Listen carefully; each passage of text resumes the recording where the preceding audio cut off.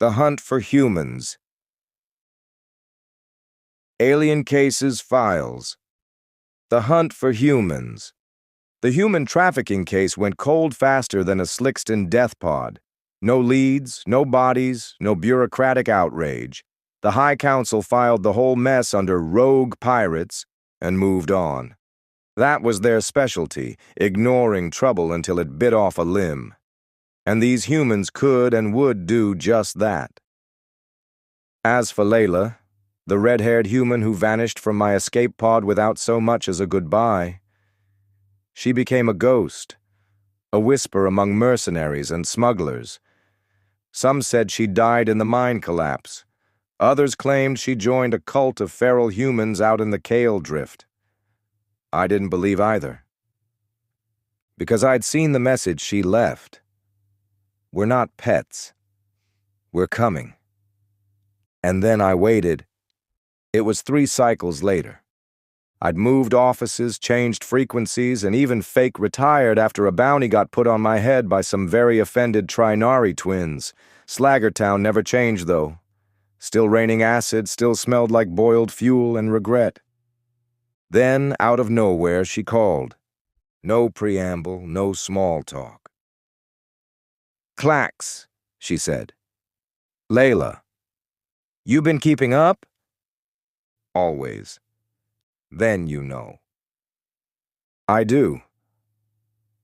I want to show you what we're building." She met me on a moon that didn't exist on any charts. Theta Virid 9. A dead rock hidden behind a quantum shadow.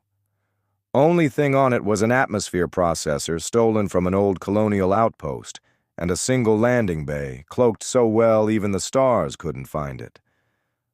When I stepped out of my ship, she was waiting. She looked older, leaner, harder. Gone was the frightened cargo girl. This Layla wore desert leathers, carried a plasma pistol, and had a dozen human and alien lieutenants flanking her, all watching me like I was a loaded virus. She walked up, expression unreadable. "I see you got out okay," I said. "I got myself out." "Figured as much." She turned and motioned. "Come see what we're doing." They called it the Foundry, a hidden base built into a shattered asteroid belt. Part training camp, part weapons lab, part commune. Dozens of humans walked alongside aliens, not servants, partners, soldiers, strategists, engineers. They had starship fragments under reconstruction, weapons testing ranges, holosim arenas where humans were learning to fight with and against alien tactics. "We have over 400 humans now," Layla said as we walked past a lab. "Most escaped, some born in captivity, others liberated. Looks like more than survival to me." It's preparation." "For what?" "To tear the High Council out by the roots." We sat in a steel room later, drinking something they called swampberry fizz. A horrible name for something that tasted like scorched honey. "I know what you're thinking," Layla said. "I doubt it. You think we're planning a rebellion, that it'll fail, that we're outnumbered, underfunded, and crazy. I think rebellions are predictable. Yours isn't." She leaned in. "You've seen the corruption, the traffic rings, the syndicates hiding behind council robes, the laws that let slavers operate as long as the bribes are big enough. I've seen it. Then help us." I swirled the fizz, watched the bubbles try to escape the rim. "You're asking a lot." "I'm offering more." "You're offering me a cause that's dangerous." She didn't smile, just said, "You know the council won't change. Not from the inside. We're going to make them irrelevant, and then dismantle every piece of the trafficking networks they ignored." I didn't respond right away. Because she was right. I'd seen systems fall because of council neglect, planets stripped for profit, lives sold by the metric ton, and every time I got too close, I was warned off, or someone I liked got dead.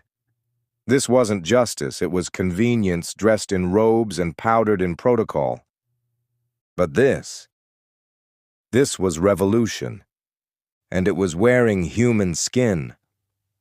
That night I wandered the foundry, saw children laughing with sentient moss beasts, watched a 6-armed Grell technician teaching a human girl to build a fusion coupler, listened to 3 languages harmonize in a music class powered by recycled drones.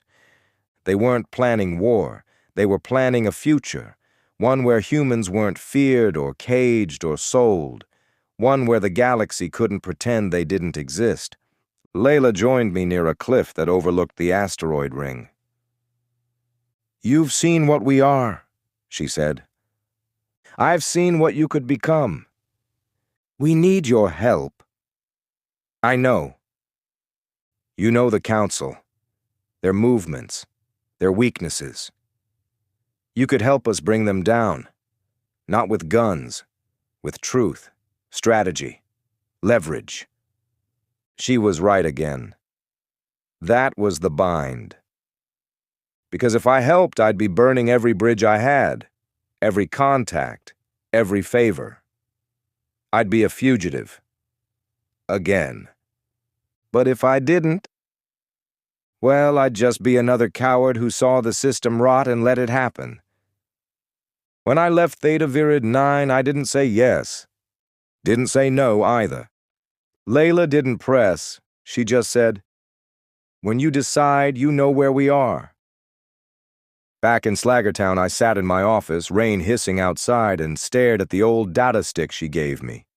It pulsed with encrypted plans, names, routes, schedules. It was enough to fracture the galaxy, but only if I used it. I poured a drink, didn't touch it. Watched the rain. Listened to the silence. And wondered if the universe really did have a plan for humans. Because if it did, the rest of the galaxy better get used to it. And fast.